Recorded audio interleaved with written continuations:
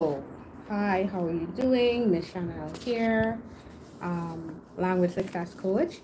I hope you made it to the correct live stream because I made the other one on my laptop and I can't pull it from my phone. I didn't realize that. But anyway, I am here now, and what we're going to talk about is the missing step in summary. So even after I did my video on summary, I had a few people reach out and we were talking about summary. And I often tell students, don't feel bad about having issues with summary, because for many people, summary is the most challenging question on that paper. And I do have a video where I kind of outline why it kind of gives some problem. So you can always look at that as well. I'll remember to link it below, right?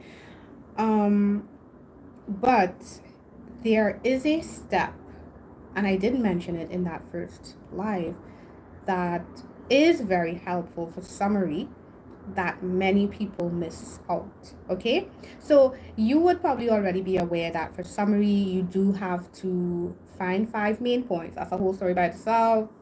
Okay, 5 main points, and you would have to then write a summary. The summary should be 1 paragraph and it should not be more than 120 words. This is a very serious word limit. They are going to penalize you if you write beyond 120. Okay, so don't go beyond 120. I've had some, I'll just say this, I've had some students ask if there's a minimum word limit. There isn't, but I normally say once you get 100 and once you've covered your 5 main points plus the additional points, you're pretty good.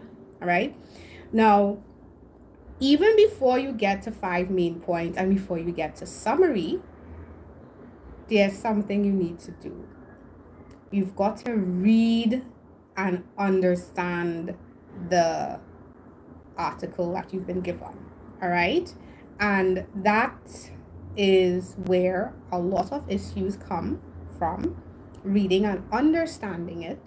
But even more than that, what you have to do when you're able to read and understand the article is you need to figure out, why was this article written? What is this article really about?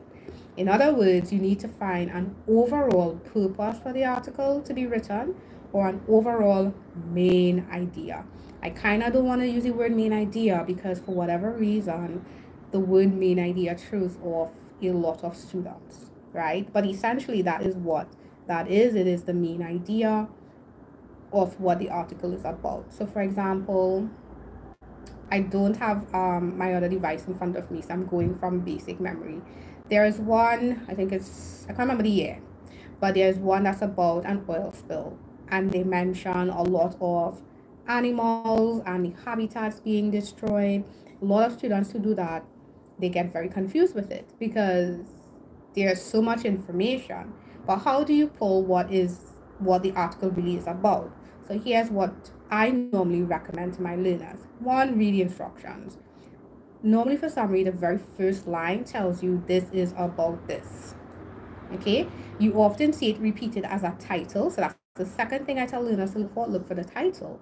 The title is often not the original title, but it's the title that the exam writers have given to the extract to help you clue you in to what it really is about.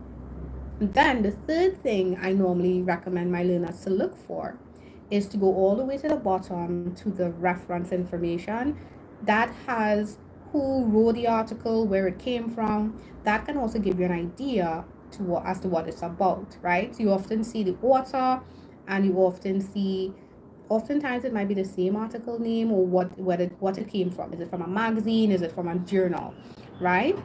So the reason I mention those things is because if it's from a magazine, like there's one, this is pretty old, but it's, maybe you have done it for practice. It's the one with the moon. I hate the one with the moon.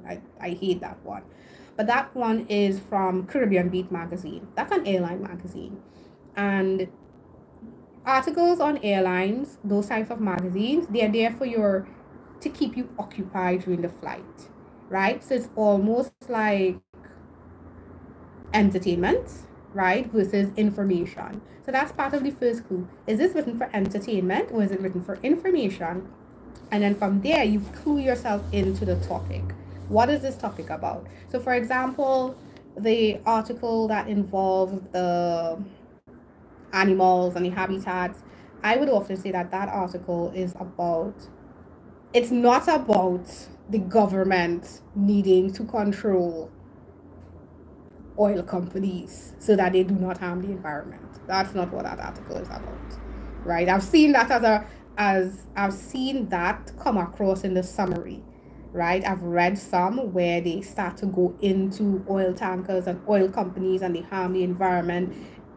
Yes, that happens, but when you read that article, are they talking about sanctions for oil companies? You're not. They're actually talking about the fact that the oil spills affect the entire ecosystem that's connected to the marine environment. You see how different that was?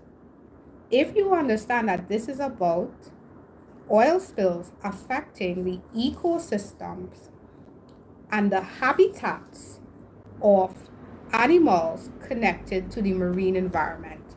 Let me just say it another way. Oil spills affecting marine habitats and ecosystems.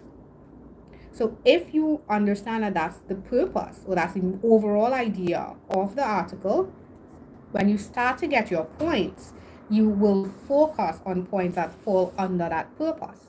Versus if you think this is about the government sanctioning oil companies and the government needing to take more action to prevent oil spills from happening, you're going to have a problem. You're going to really have a problem, right? What's another one? Aloe vera, the Tawny Balm. Oh my goodness. I think that's a 2019 paper. That one is slightly irksome to do. Aloe vera, the Thorny Balm. A lot of people who do that kind of very confused about it because they mention aloe vera, they mention Aruba, you mention the historical places, stuff like that. It is about aloe vera. It's just about aloe vera, right? It's just that there's a lot of information. So you pick the 5 main points that follow aloe vera and the importance of aloe vera, right? And in this case, it's really mostly important in Aruba. But the importance of aloe vera as in all its forms. I think they mention aloe vera as medicine in general, but then they also mention aloe vera's historical importance. They also mention aloe vera economic importance, I think, and how widespread it is in Aruba, how relevant it is in Aruba. So when you have that input, you're not going to stray in terms of your 5 main points or in terms of your actual summary, right? That's what you'll do. Alternative sentencing. That's another good one. I think that came last year or 2022. Alternative sentencing was a really lovely essay. But if you, again, I'll just pause. Let me just pause and say this, and I did mention this in my video on why summary gives trouble. If you've never encountered the topic, it's really going to give you some trouble. But if you've got really good comprehension skills, even though you've never encountered the topic, you're going to be able to pull information. And that's why I'm mentioning read the first line of the instruction, read the title if there's a title, and read all the reference information at the bottom so you can hone in on what this is about. But going back to alternative sentencing, the title by itself felt vague because it's like, what are we talking about here, right? I can't remember what the instruction was or the reference material. The information is not in front of me right now. I'm so sorry. But when you look at alternative sentencing, it is about using alternative forms and more lenient forms of sentencing for people who commit who break the law.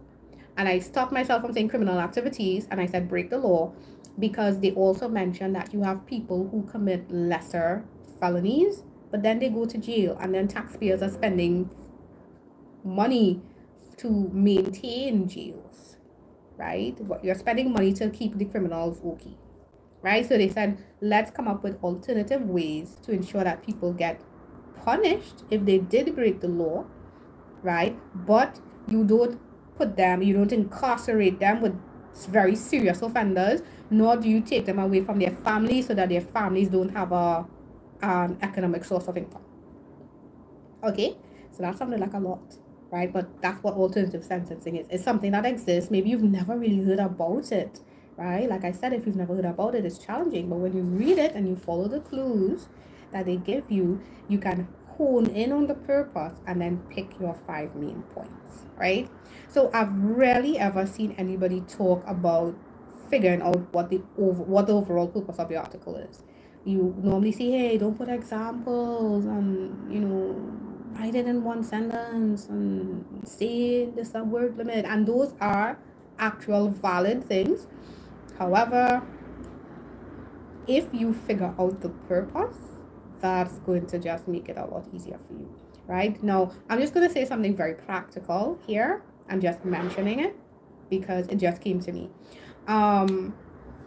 If it is, summary is something that when you do it, you go beyond the recommended time a lot, and it's very challenging. In comparison to your other questions, let's say the other 3 questions, you stay in the recommended time, no problem, but summary, it eats up your recommended time. I recommend that you do your summary last.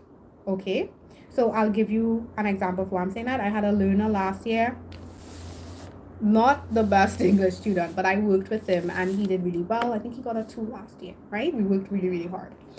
And he would spend like an hour on summary.